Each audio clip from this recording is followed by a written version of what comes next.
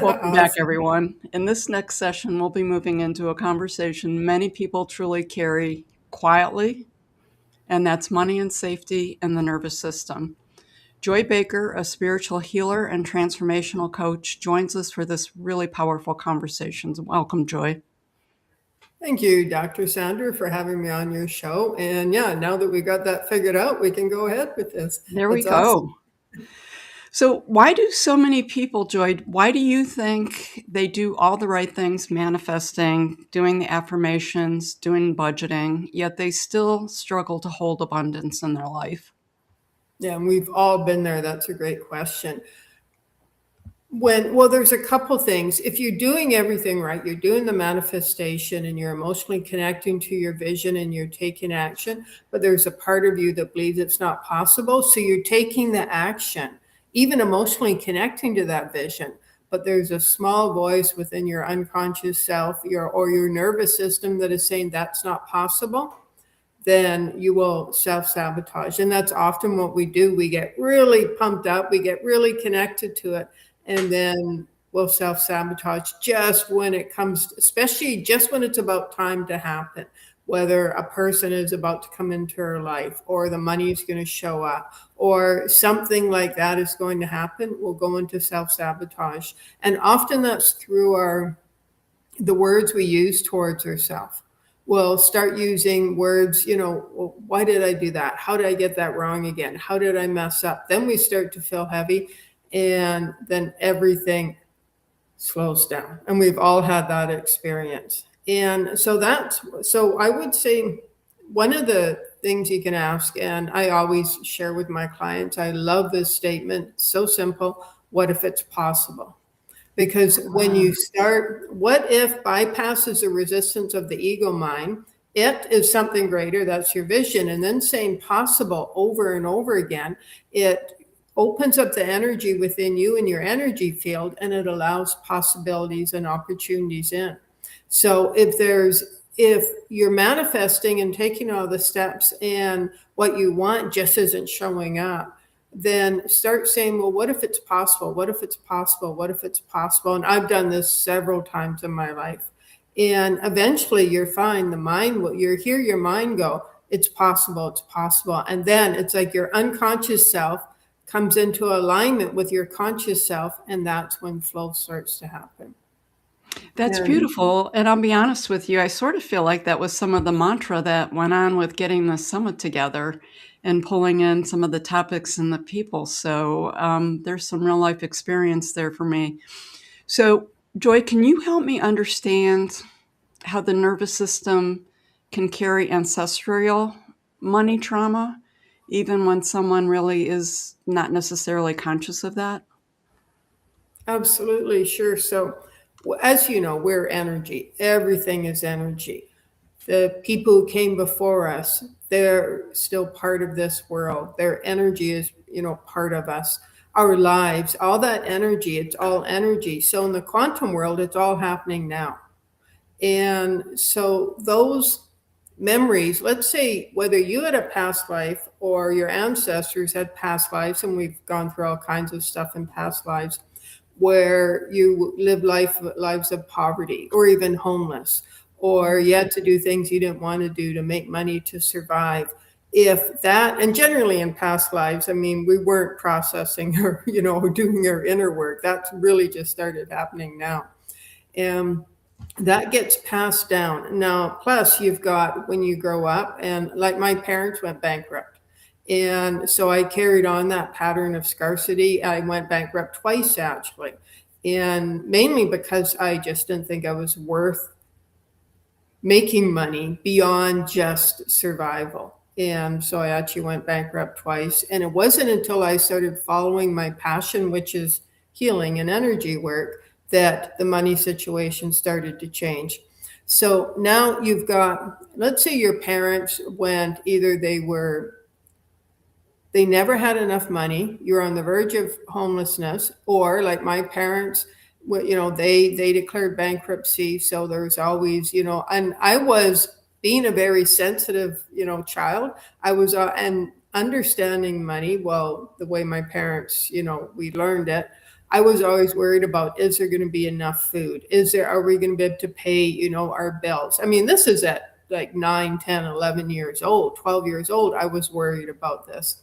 And so I carried that so that got stuck in my nervous system, not the actual thought of how we're going to pay for this, but the energy of that. And that fear and worry, that now gets stuck in every cell of your being, and your nervous system affects, your entire body. So the body is always worried about, your mind body's always worried about, well, how is the money going to show up? And money, we need money for everything. Money is our safety and security in this world. And if we don't have that sense of safety and security, then you get stuck in the lower dimensions, the heavier thinking, the limited thinking, the limitations and scarcity and such. And it's like you just keep repeating over and over again. And that's where, manifestation comes in. So let's say you're stuck in that pattern of always being on edge. Am I going to run out of money? Well, if I'm not. And then as a child, we develop coping strategies that ensure our survival, because we need our parents, the big people, to take care of us. So we develop these coping strategies that as adults, they don't appear they're related directly to money, but we're now living and behaving according to these coping strategies we developed as a child. People pleasing is a big one. So I have to please others in order to ensure my needs are met. Now, it might not appear to be directly related to money, but money affects everything. And so if you're into people pleasing and you learn that as a child, you're pleasing others, it might now be for approval or validation or acceptance, but it's all energy and it's affecting. In other words, you're keeping yourself restricted, you're keeping your energy field restricted, your thoughts, your behaviors, your ways of being. That affects money. It's not like it's separate. So it all works together. So that fear and worry and anxiety it's about your survival growing up. And or let's say your parents had lots of money, but they always said, you're not good enough. You can't have this unless you do that, or unless you look this way or this weight, or you behave this way, you get these grades. Yeah, we'll reward you with money. So money itself wasn't an issue, but it was your way of being. All that gets stuck at a cellular level in your nervous system. And so now, let's say you're doing all the manifestation steps, you're taking that action, and you're emotionally connecting, because your emotions can act like a magnet, to your vision, and you to your vision, and your vision to you.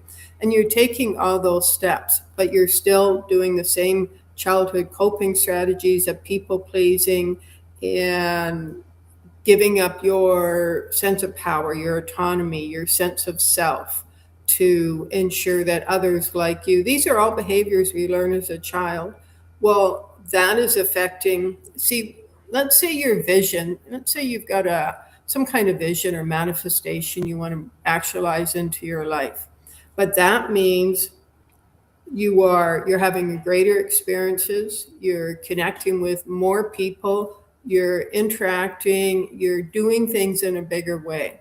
But that means if you carry those same behaviors out into that bigger, it's like a bigger world, a bigger universe, it doesn't work, because you're carrying those behaviors of scarcity and lack and limitation and need out into abundance. And it's like two different dimensions.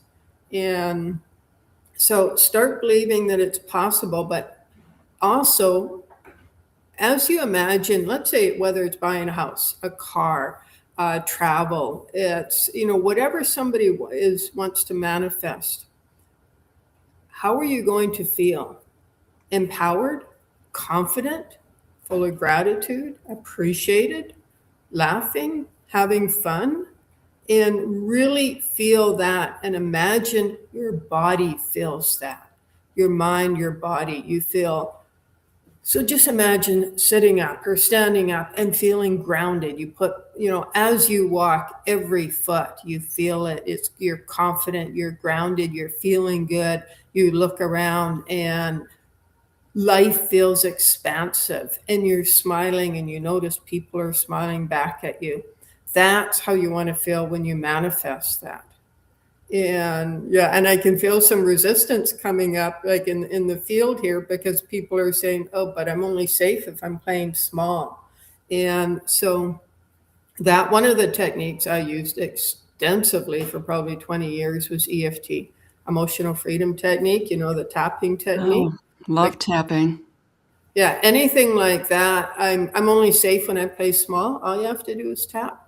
And that releases, see, these are meridian endpoints, and your meridians, that's the energy the energy flows along your meridians. And so if you've got a belief such as I'm only safe when I play small, and then that of course affects the money, then when you tap, what it does, it doesn't release the belief per se, but it releases emotional attachment to that. And so energy starts to move. And then as you release emotional attachment to that, your energy starts to expand. You let go of that. And then you can more powerfully connect to your vision and feeling confident and grounded and expansive and joyful and enjoying and experiencing heartfelt connections with others, uplifting connections with others. And it is possible. And if any part of you is saying, oh, I'm not sure, we'll say, what if it is possible? What if it's possible for me to feel good and safe when feeling confident and grounded? What if it's possible for me to interact with others and have amazing interactions where I walk away and I feel inspired and joyful and I'm seeing things from new points of view? What if it's possible? And as you say that more and more, I like to walk, I'm a big walker, and I would go for walks and just keep saying, what if it's possible? What if it's possible? What if it's possible? And because I think about what I want to do, this was about the time I started this healing business or just before, and I started saying, what if it's possible? And my ego mind would come in and say, well, it's not, and would give me all these excuses and all the evidence and stories why it's not possible. And I'd say, okay, well, what if it is possible? And I'd keep bringing myself back to that. What if it's possible? What if it's possible? And eventually my mind started saying it's possible. And I actually did that for 2 years before I got on my first podcast and started building my business. So, yeah, what if it's possible? It's played a big part in my life and where I am now. Well, that's beautiful. I love that. And that's such a simple tool and it's very powerful. So a lot of what you talked about was very 3D consciousness. And is that what you mean by emotional imprints when you were talking about like the childhood things with your parents and the money scarcity? Yeah, So that would be, go ahead. so what are your thoughts about how does shifting into a more 5D oriented consciousness change abundance from something that we try to force to something that could actually naturally flow? Awesome. Good question. So in 5D consciousness, it's flow. And so think of it the easiest way. I like simple explanation. So the simplest way to understand the dimensions, the third dimension, which we've all been birthed into for thousands of years, we're all very familiar with it. It's fear based and it's all about lack, limitation, scarcity, and worry, doubt, and such. So think of fear as a thread that holds all those beliefs, the thoughts, the emotions, the behaviors, the ways of being, all that together. Okay, now the fifth dimension, that the thread that holds that all together is divine love. And so it's like a thread that holds everything together and all the emotions that align with divine love: happiness, joyfulness, gratitude, fun, laughter, compassion, understanding. And abundance is part of that. In that realm, abundance flows. And so the fourth dimension is it's like a tunnel or a portal between the two of them. So you've got the fear-based third dimension, the love-based fifth dimension, and the dimension in between that. Think of a portal or a tunnel, and that's when you're doing your inner work, That's when you have the aha moments, and oh, okay, that's, you figured it out, you're in the fourth dimension. So it's like a gateway or an entrance into the higher dimensions. And where many people get stuck or things don't really change is, let's say you're doing your inner work around money, and you've had all these realizations and awareness, and oh, okay, that's why I'm stuck. And we've all done that. It's like, oh, and it feels so good. You relax, the stress is gone, it feels so good. But often we stop there, and most often, that's where we stop. Okay, I feel good, that's been figured out. But you're still in the fourth dimension. What you want to do is get to that fifth dimension, the higher dimensions of love and beauty and grace and abundance and flow and ease. And so that's where you have your vision. It's like, okay, let go of that, feeling relaxed and at ease. And now you've got this vision of something greater. And then that vision takes you into the higher dimensions, fifth dimension and above, and you're feeling relaxed and at ease and full of gratitude. And in that moment of expansion and relaxation, that's when you can powerfully connect to your vision.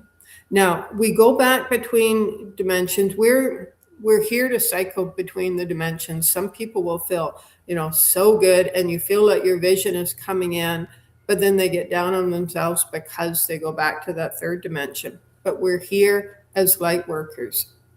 We are here to see the light. So you spend time in the fifth dimension in that flow and ease, and that's when money flows to you. And you say, "Oh my gosh, how did that happen?" But then, let's say an unexpected bill comes in, or your child, or your parent, or your dog, or something like that there's an unexpected bill, and well, you haven't messed up, you haven't done anything wrong. You're going back to the third dimension because you're seeding that light, because you just spent time in the higher dimensions. That's why you're here. That's your purpose. Even if you're not working as a healer or an energy worker, you are living your purpose by cycling through the dimensions. Ascension is when it's not about staying in one dimension, just the feel good dimensions. It's about how quickly you can go back to the third dimension and use everything you've learned and understood and all the tools to get out of that heaviness and the density and the limitation. In other words, let's say an unexpected bill comes in, and at first maybe that would set somebody back for a few days or a few weeks, or just you're stuck in that heaviness and lack and limitation.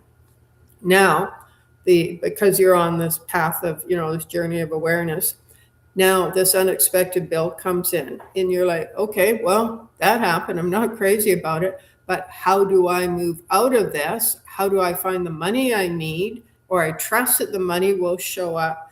And how can I release this heaviness and fear and feel good again? Well, trust is a big part of that. Trusting that what you're looked after, you're taken care of, what you need will show up, and then go back to your vision. So ascension isn't about just staying in the feel-good dimensions. It's about how quickly can you, use the tools and feel good about yourself and move into the higher dimensions. Wow, that's a lot. It's really important and it's meaningful. I cannot believe that we've gone through our session already. I feel like we need another half I hour know. here I'm like, oh to my gosh. cover so many of these topics. Yeah, Are you open to providing a little healing or something for the group sure, as we end? absolutely. So I've got about a few minutes. Okay, Yeah, yeah, about 3 minutes. absolutely. Okay. Yes, definitely. Yeah. Okay. Okay. So first of all, just put your hand on your heart and breathe into your heart. There you go. Just let your whole self relax. And all the stress, lack, limitation around money, appreciate it. Let's take a moment to appreciate it, because it's been showing you something about yourself, your life, your past that needs to be healed. So thank all of that for the healing. And now, allow yourself to let that go. Say, thank you, lack, and now I let you go.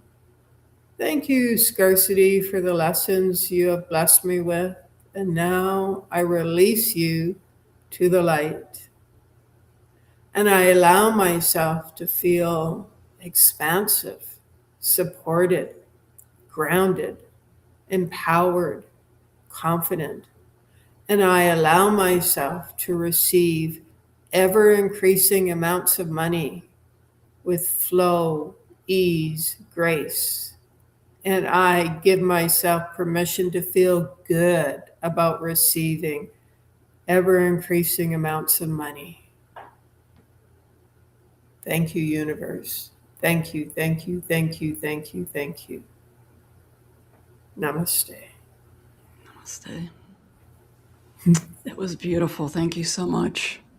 Okay. Thank you for having me on. Oh, absolutely.